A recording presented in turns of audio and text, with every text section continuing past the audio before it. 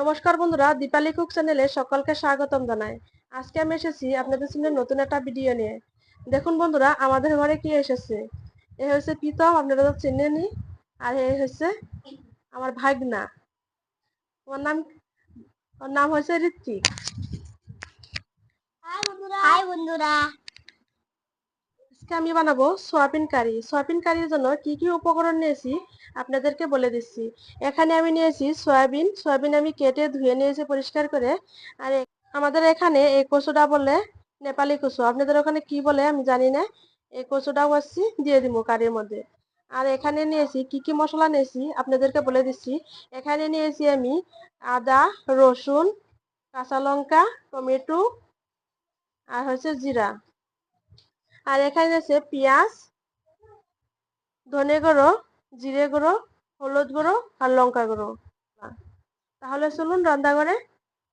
কড়াইতে আমি সরিষার তেল দিয়ে দিচ্ছি। এখন দিয়ে দিব গোটা জিরে, আর দিব গোটা গরম মশলা, আর দিয়ে দিব কুচানো পেঁয়াজ। হালকা করে ভেজে নিব। দেখুন প্রীতম আর ঋত্বিক বল খেল বানছে।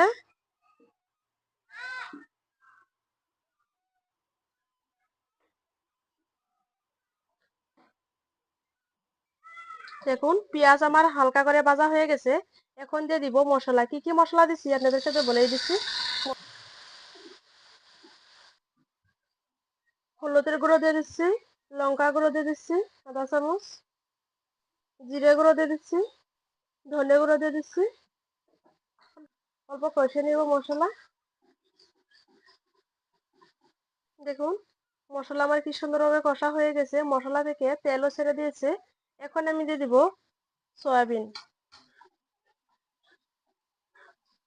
আমার স্বাদ অনুযায়ী দিয়ে দিচ্ছি নুন।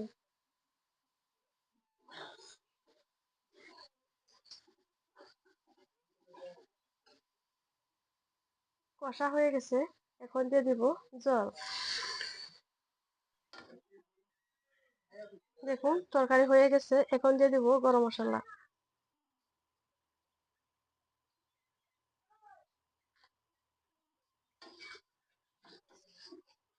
নামিয়ে দেখাচ্ছি আপনাদেরকে।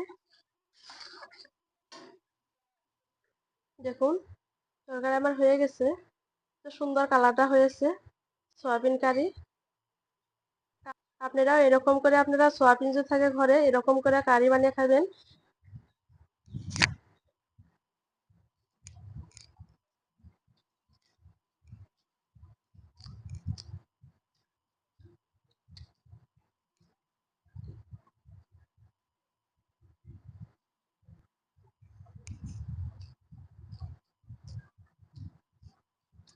দারুণ হয়েছে। চিকেনের জায়গা টেস্টি হয়েছে।